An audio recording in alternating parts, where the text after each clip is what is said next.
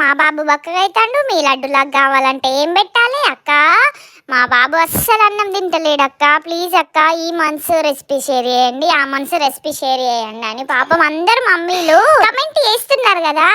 ఇంకా ఈ రెసిపీ చేసి పెట్టుర్రు, ఎట్లా తినారో మేము చూస్తాము.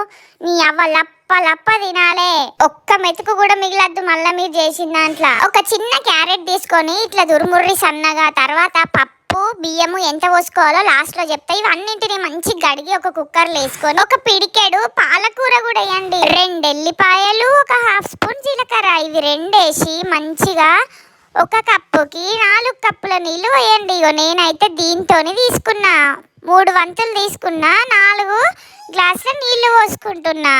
ఇంకా ఈ జీలకర్ర ఉన్న ఎల్లిపాయ ఓన్లీ 8+ months వాళ్ళకి వేయండి. 6 to 8 months వాళ్ళకి అయితే ఓన్లీ ఇవి 2 స్కిప్ చేసి మెత్తగా ఉడకబెట్టుర్రి.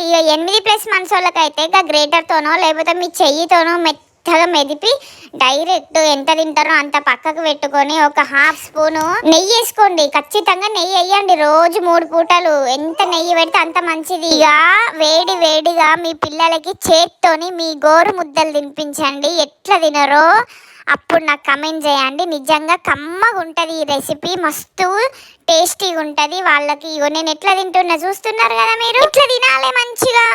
మీరు కూడా ఇట్లా చేసి పెట్టండి. ఇక ఇదే రెసిపీలా డిఫరెంట్గా కూరగాయలు యాడ్ చేసి డిఫరెంట్గా చేయొచ్చు. ఇదే రైస్తోని, ఇదే పప్పుతోని, ఇంకా వేరే కూరగాయలు క్యారెట్, యాపిల్, స్వీట్ పొటాటో, ఆలుగడ్డ ఏదంటే అది చేసి పెట్టచ్చు.